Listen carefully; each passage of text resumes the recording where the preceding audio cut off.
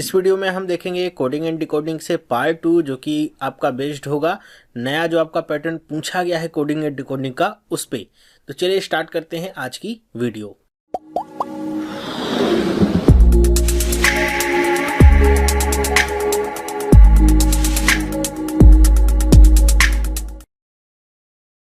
Hello, मेरा नाम चंद्रहास है। स्टडी स्मार्ट में आपका स्वागत है। दोस्तों, इस पार्ट में हम देखेंगे कोडिंग एंड डिकोडिंग से पार्ट 2। और जैसा कि मैंने आपको पहले ही बताया कि आपका जो नया पैटर्न पूछा गया है उस पर आधारित एक वीडियो होगा। तो इस पे एक वीडियो मैंने आपको पहले ही दिया था जो आपका क्वेश्चन IBPS PO में पूछा गया था, और कोडिंग एंड डिकोडिंग का जो पार्ट 1 जिसको मैंने नाम दिया था उसमें मैंने आपको बेसिक्स बताए हैं कोडिंग एंड डिकोडिंग के क्या होते हैं। तो अगर आपने ये सारे वीडियोस नहीं देखे हैं तो यहाँ पे आपको कॉर्नर में लिंक दूंगा इन वीडियोस का, जिस पे क्लिक करके आप ये वीडियोस देख सकते हैं। तो चलिए स्टार्ट करते हैं जल्दी से ये वीडियो। यहाँ पे सबसे पहले हम क्वेश्चंस को देखते हैं। ये आपका क्वेश्चन यहाँ पे लिखा हुआ है इन सर्टेन कोड। अब यहाँ पे एक तरफ आपके लिखे गए हैं वर्ड और दूसरी तरफ उनको कोडेड फॉर्म में लिखा गया है। तो इस तरह के यहाँ पे आप को क्वेश्चंस देखने को मिले थे। PO में भी इसी तरह का आपका क्वेश्चन आया था। तो यहाँ पे कई लोगों के लिए नया टाइप था ये। इस पे बेस्ड एक आपका बाइनरी कोडिंग का भी क्वेश्चन आता है, वो भी अगर नहीं देखा है और चाहते हैं कि मैं उस पर वीडियो बनाऊं तो मुझे कमेंट करके बताइएगा। बाइनरी कोडिंग वैसे तो आसान होती है, लेकिन जिन लोगों को नहीं पता होती कैसे उसको कोड को डिकोड करते हैं उनके लिए थोड़ा सा टफ हो जाता है। तो फिलहाल इसकी बात करते हैं हम। इस तरह का वीडियो मैंने आपको पहले दिया था जो कि PO के एग्ज़ाम में पूछा गया था। इस पे और आपको मैं 2-4 वीडियोस दे दूंगा जिससे आपका कॉन्फिडेंस और बढ़ जाएगा इस तरह के क्वेश्चंस को कैसे सॉल्व करना है इसको लेकर के। तो यहाँ पे अगर आप देखें तो कैसे लिखा हो, योर टेक फ्रेंडली बैंक, और उसके बाद यहाँ पे इसको कोड किया गया है। फिर where every individual is committed, फिर इसको कोड किया गया है। बेसिकली आप देखिए तो आपके जो बैंक्स की टैगलाइंस होती है वो इधर लिखी हुई हैं, दूसरी तरफ उनके कोड लिखे गए हैं। तो अगर आप देखेंगे यहाँ पे कोड को और यहाँ पे टैगलाइंस को देखेंगे तो ऐसा कुछ यहाँ पे कॉमन वाला टर्म होता नहीं है। ठीक है, जब भी इस तरह का कोड आएगा तो आपको, जैसे मैंने पिछले वीडियो में बताया था कि आपको 2-2 या 3-3 लाइन देखनी होगी कि क्या क्या उसमें कॉमन है, फिर उसके आधार पे कोड को चेक करना होगा क्या क्या कोड कॉमन है, फिर आपको यहाँ पे उसके रिजल्ट्स लिखने होते थे।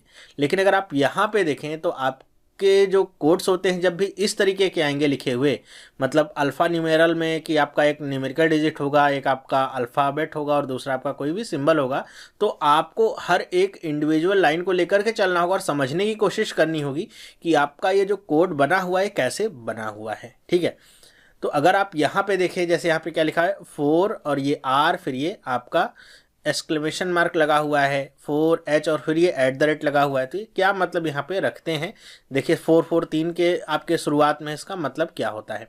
देखिए इसके कई सारे आपके अर्थ निकल के आ सकते हैं, लेकिन आपको यहाँ पे कुछ को कॉमन लेकर के करना होगा। जैसे यहाँ पे आप देख रहे हैं क्या कि 4H और @ यहाँ पे लिखा हुआ है।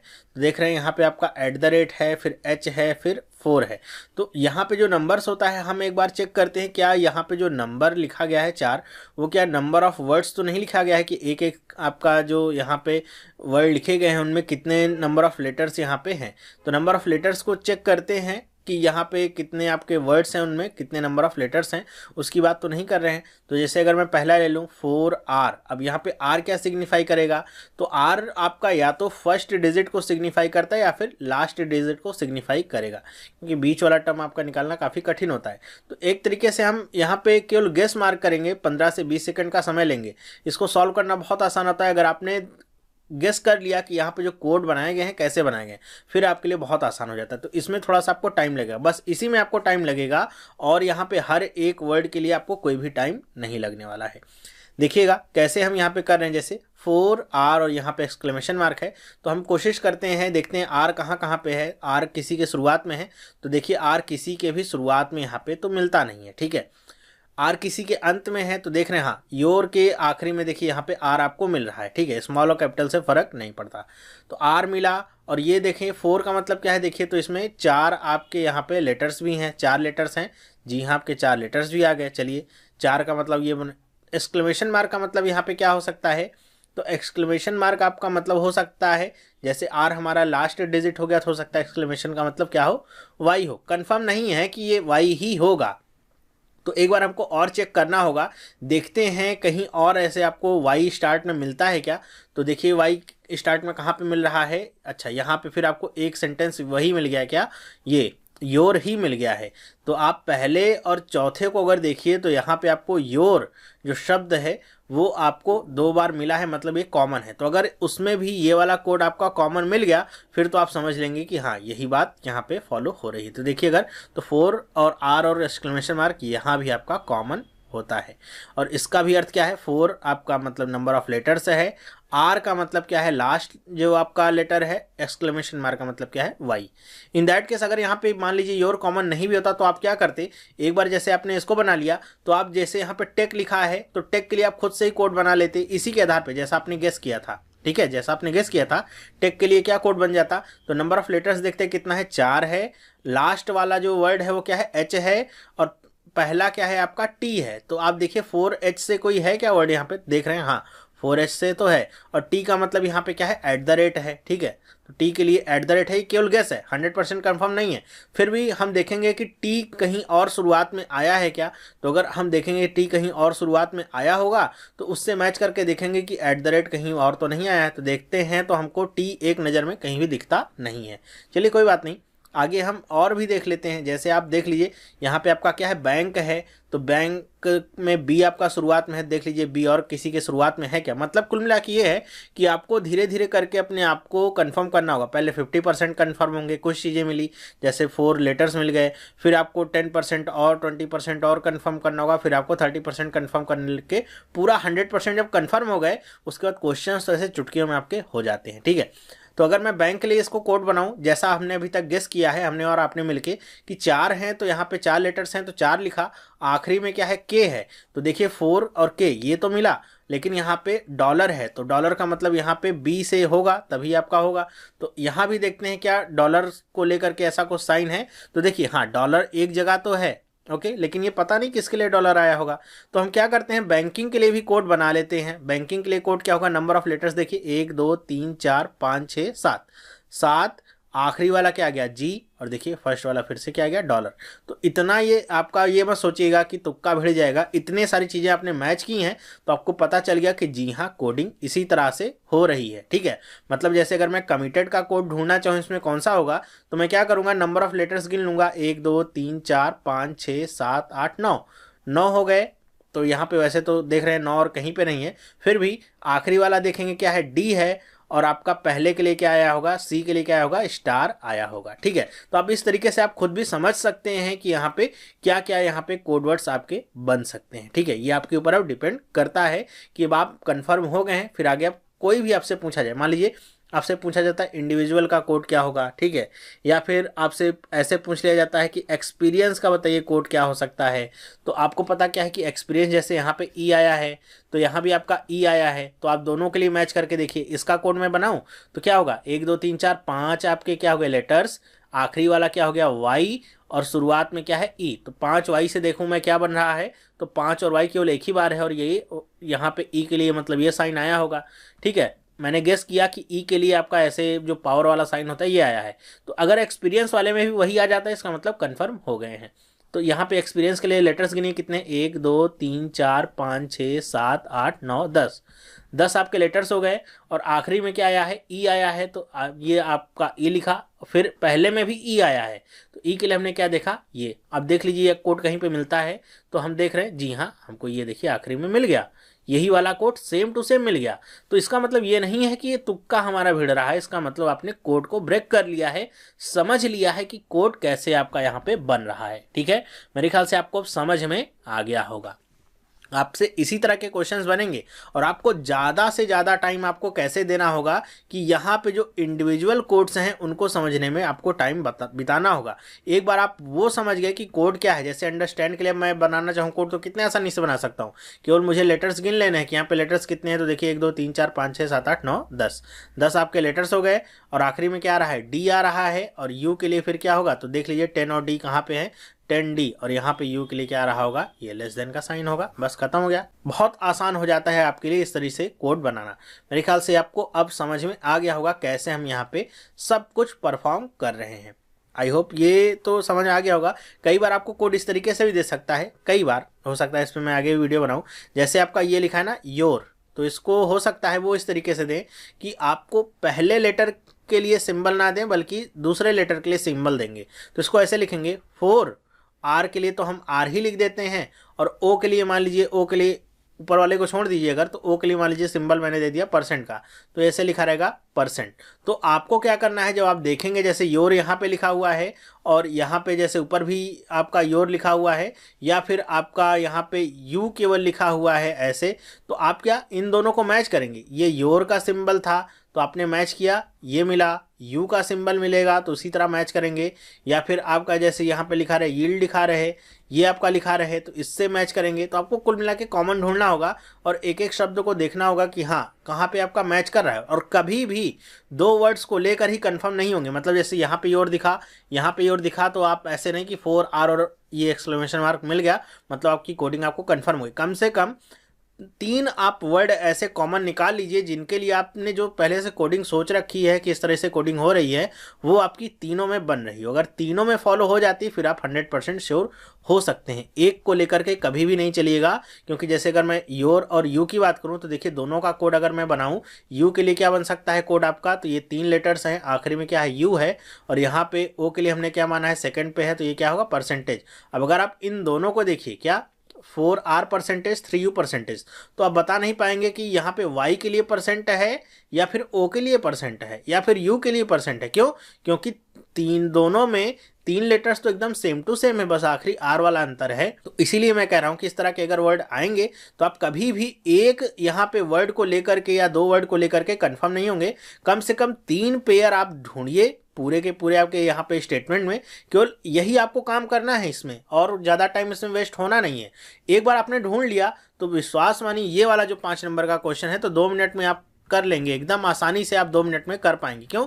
इसके ऊपर फिर आपसे क्वेश्चन पूछेंगे, आपसे कोई भी क्वेश्चन पूछ लेंगे। जैसे आपसे पूछ लिया कि बताओ कि जेनेटिक्स के लिए क्या कोड होगा, ठीक है, ऐसे मैंने बोल दिया कि जेनेटिक्स के लिए क्या कोड होगा आप बताइए। तो आपको पता क्या है कैसे कोड बनाना है। सबसे पहले आपको लिखना है नंबर ऑफ लेटर्स कितने हैं, तो 1 2 3 4 5 6 7 8 ये मैंने गिन लिया। आखिरी में क्या रहा है एस आ रहा है, सबसे पहले क्या रहा है जी आ रहा है, तो जी के लिए कोड क्या होगा, तो जी के लिए जो कोड होगा वो आप यहाँ से देख लीजिए।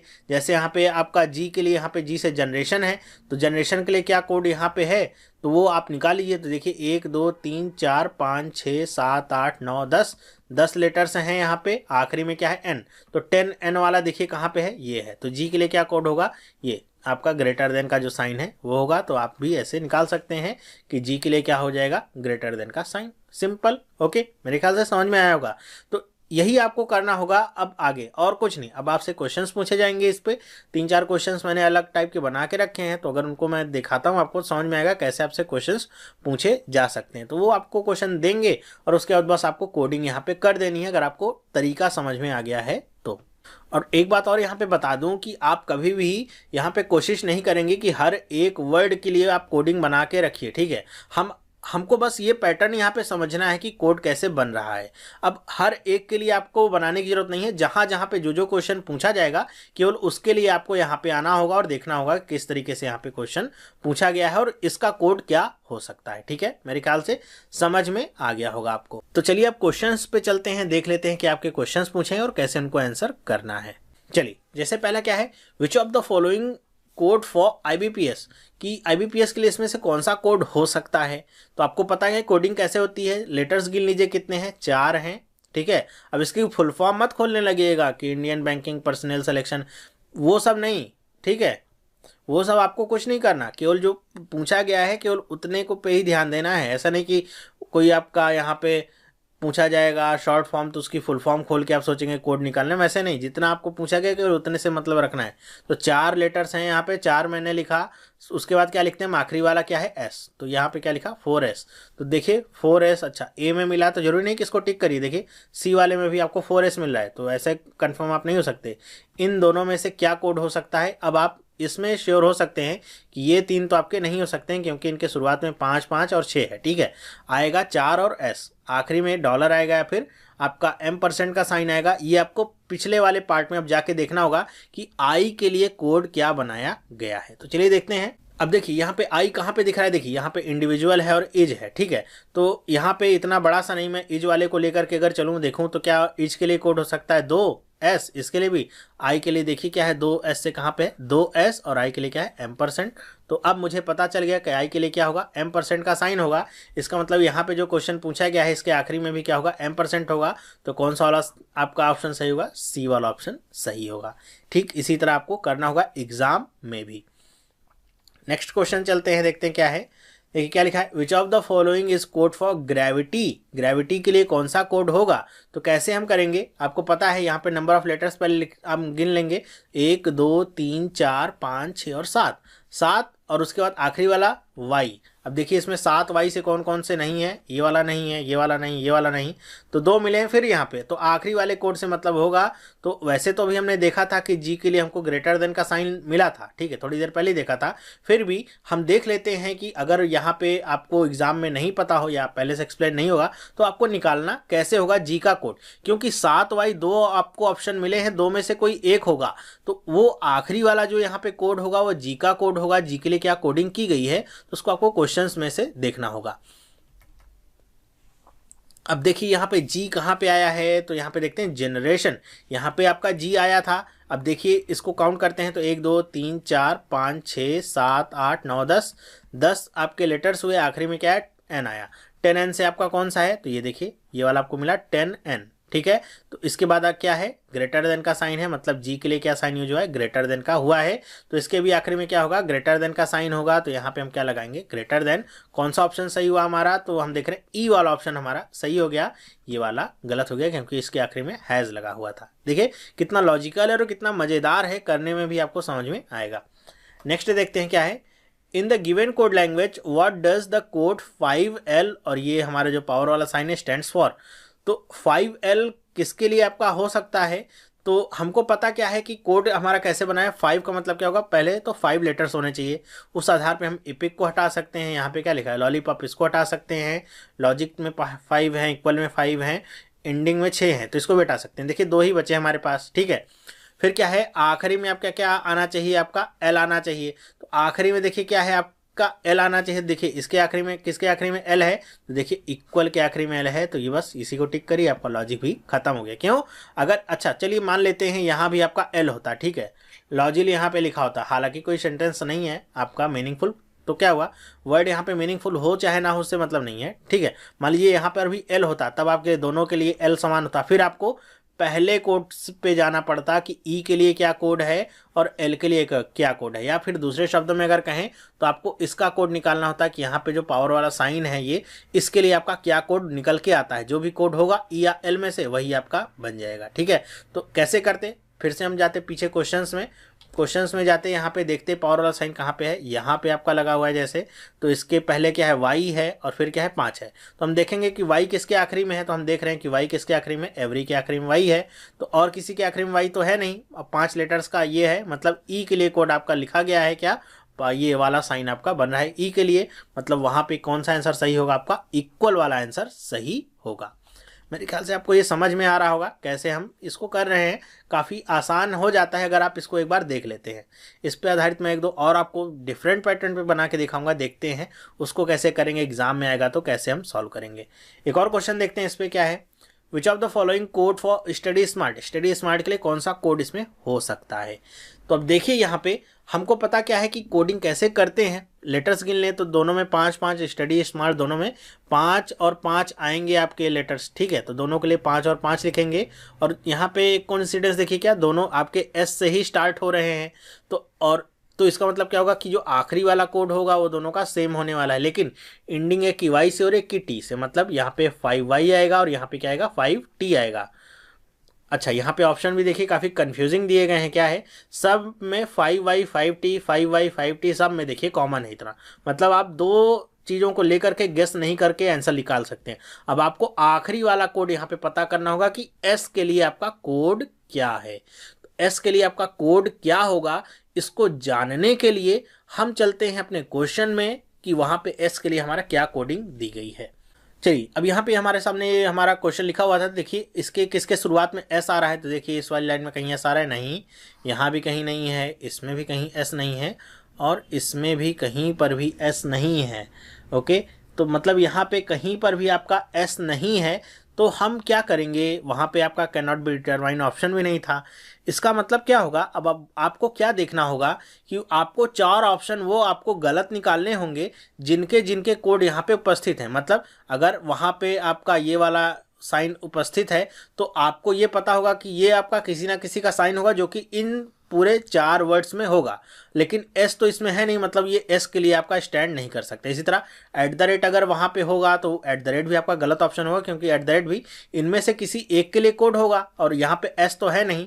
तो मतलब क्या है कि अगर इस क्वेश्चन में लिखा हुआ कोई भी आपका सिंबल वहाँ पे ऑप्शन में आपको मिलता है तो उसको आपको निकाल देना है। बस सिंपल सी बात इतनी है। तो एक नज़र में आप इसे देख भी सकते हैं कौन कौन से आपके सिंबल्स हैं और वहाँ पे जाकर के चेक कर सकते हैं। वरना एग्जाम में अगर आता है तो एग्जाम में तो ऐसे रहती ना विंडो आपकी कि ऐसे मान लीजिए आपके सामने ऐसे स्क्रीन है तो आपके हाफ पार्ट में या मोर देन हाफ पार्ट में आपका क्वेश्चन ये लिखा रहेगा, ये पूरा कुछ, और यहाँ पे आपके सामने क्वेश्चन आएगा जो जैसे अभी 4th वाला मैंने पूछा है तो वो लिखा रहेगा। तो आप एट द सेम टाइम दोनों तरफ से मैच कर पाएंगे कि आप यहाँ पे देखेंगे कि अच्छा यहाँ पे अगर किसी के आखिरी में एट द रेट लिखा है तो आप यहाँ पे देख लेंगे अच्छा यहाँ पे एट द रेट है, इसका मतलब ये वाला ऑप्शन गलत है। किसी के आखिरी में आपका साइन है एक्सक्लेमेशन मार्क का, तो यहाँ भी अगर किसी का साइन होगा तो उसको भी आप गलत कर देंगे। तो वहाँ पे एग्जाम में आप एट द सेम टाइम दोनों कर पाएंगे। लेकिन यहाँ पे हमारे सामने दोनों के लिए अलग स्क्रीन यहाँ पे है, तो यहाँ पे हमको देखना होगा कैसे हम करेंगे। चलिए अब यहाँ पे आ जाते हैं तो देखते हैं कि यहाँ पे आप देखिए एट द रेट वहाँ पे है किसी ना किसी का, तो ये नहीं हो सकता। एक्सक्लेमेशन मार्क भी है तो ये भी नहीं हो सकता। परसेंटेज का ये जो साइन है ये भी है तो ये भी नहीं हो सकता। और यहाँ पे प्लस का साइन मेरे ख्याल से आपको कहीं पर भी नहीं दिखा है। तो इसका मतलब क्या होगा कि यही आपका कोड होगा एस के लिए, तो आप डी वाला ऑप्शन टिक करेंगे। देखिए ध्यान रखिएगा इस बात को, इस क्वेश्चन को इसलिए मैंने लिया है कि अगर आपको किसी का कोड वहाँ पे नहीं पता है, जैसे एस के लिए वहाँ पे कोई भी कोडिंग नहीं पता थी, तो आपको पूरे ऑप्शन को चेक करना होगा। तो 4 गलत ऑप्शंस को आपको यहाँ पे निकालना होगा, फिर आपको सही वाला आंसर ही बचा हुआ मिलेगा। जैसे यहाँ पे हमने ये निकाल लिया, ये निकाल लिया, स्टार वाला भी आपका वहाँ पे मौजूद है तो ये भी नहीं होगा, तो एक यही बच जाएगा, तो यही आपका सही आंसर होगा। मेरे ख्याल से आपको समझ में आया होगा कि कोडिंग डिकोडिंग का इस तरह का अगर क्वेश्चन आता है, इस तरह के अगर क्वेश्चंस आपसे पूछे जाते हैं घुमा फिरा करके, तो आपको एकदम से डिमोटिवेटेड नहीं होना है, लूज फील नहीं करना है। अपने दिमाग को एकदम कंसंट्रेटेड बनाए रखना है और ये याद रखना है कि क्वेश्चन है तो उसका आंसर भी होगा। बस ज़रूरत है उस आंसर को फाइंड करने की। तो जितनी देर में आप पैनिक में आए, आप अपने आप को स्ट्रेस में डालें, उतनी देर में अपने दिमाग पे फोकस करके और जोर डाल के कोशिश करिए कि आप कैसे उस क्वेश्चन को सॉल्व कर सकते हैं। इस पे ज़्यादा आप ध्यान दीजिए, बजाय इसके कि नया पैटर्न पूछा गया, नया चीज़ पूछा गया, कैसे हो पाएगा, क्यों हो पाएगा, वो सब नहीं सोचना है आपको। मेरे ख्याल से अब समझ में आया होगा। हालांकि इसके ऊपर अब मैं नेक्स्ट वीडियो अगर बनाता हूँ तो कुछ और अपने से क्वेश्चन आपको थोड़ा सा डिफरेंट और लेके आऊँगा। थोड़ा सा यहाँ पे मैं चाहूँगा कि यहाँ पे जो आपकी लेवल की बात है वो थोड़ा सा और टफ हो जाए, जिससे अगर वो भी क्वेश्चन आएगा अगर आपके एग्जाम में तो आप कर पाएंगे। हालांकि उस तरह के क्वेश्चन आपको कहीं भी बुक वगैरह में देखने को नहीं मिलेंगे, मैं खुद से ही बनाऊँगा, 1-2 दिन का समय लूँगा, लेकिन खुद से बना के आपको दूंगा। तो ये वीडियो आपको कैसा लगा मुझे आप कमेंट करके बताइएगा कि आपको यहाँ पे जो मैंने बताया वो समझ में आया कि नहीं आया। वीडियो अगर पसंद आया है तो इसे लाइक करिए और अपने दोस्तों के साथ भी इसे शेयर करिए, जिससे और लोगों तक भी ये सारी इन्फॉर्मेशंस पहुँच सकें। तो इस वीडियो में बस इतना ही। आपने चैनल को सब्सक्राइब नहीं किया है तो आज इस चैनल को सब्सक्राइब कर सकते हैं, जिससे इस तरह की जो वीडियोज़ हैं आपको मिलती रहेंगी और आपकी जो प्रिपरेशन है वो और अच्छी होती रहेगी। तो ये वीडियो देखने के लिए आपका बहुत बहुत धन्यवाद। अब हम मिलेंगे नेक्स्ट वीडियो में, तब तक के लिए have a nice day and bye.